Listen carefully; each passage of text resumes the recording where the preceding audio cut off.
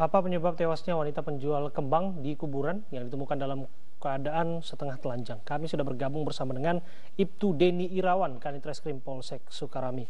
Assalamualaikum, selamat sore Pak Deni. Waalaikumsalam warahmatullahi wabarakatuh. Selamat sore Mas Abraham dan Mbak Stefani. Pak Deni, kami ingin pastikan satu hal. Apakah korban betul-betul korban dari kekerasan seksual? Untuk masalah itu kita masih menunggu hasil dari laboratorium forensik. Oke. Bagaimana kemudian penemuan jasad korban? Ini bisa diceritakan kembali apa yang mencurigakan dari ini semua, Pak?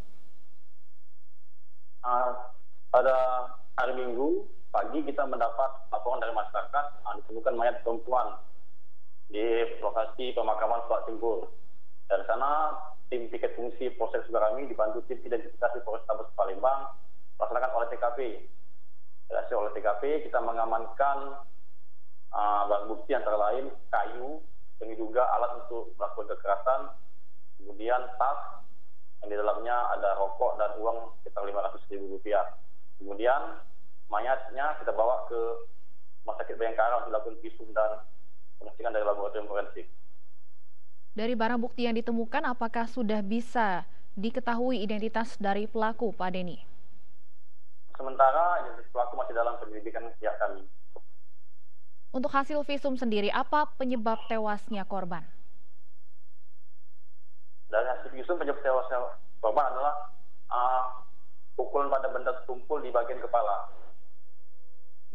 Ada dugaan bahwa yang bersangkutan punya musuh atau ada alibi di balik ini, Pak? Sementara masih kita dalami, Mas. Berapa orang yang sudah diperiksa, Pak Deni, sebagai saksi?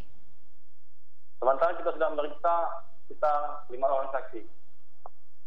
Sehari-harinya korban disebutkan adalah penjual kembang di pemakaman. Bisa dijelaskan profil yang bersangkutan, Pak? Yang bersangkutan atas nama Nuraini binti Jemaat, umur sekitar 48 tahun, agama Islam, pekerjaan penjual kembang di TKP yang sekitar 5 bulan yang lalu yang bersangkutan ini habis cerai sama suaminya, kemudian tinggallah di pondok tempat menjual kembang di areal kebun tersebut. Sebatang kara di pondok yang dimaksud, Pak? Iya, sebatang kara. Kalau dari keterangan keluarga, seperti apa keseharian dari Nuraini ini, Pak? Kesehariannya selain menjual kembang, yang bersangkutan agak mengalami gangguan jiwa semenjak pisah sama suaminya. Bisa dijelaskan, Pak, gangguan kejiwaan yang dimaksud seperti apa? Maksudnya dia suka ngoceh-ngoceh sendiri, suka memanggil-manggil anaknya, suka menjerit-jerit, tapi kadang-kadang bisa diajak bicara, tahu sama uang. Anda sebutkan ada anggota keluarga korban yang sebetulnya bisa dikontak, Pak. Apakah keterangan sudah diperoleh dari anggota keluarga ini, Pak, mengenai apa yang terjadi? Sudah didapat kontak dengan keluarganya, dan keluarga juga yang melakukan kepada kita.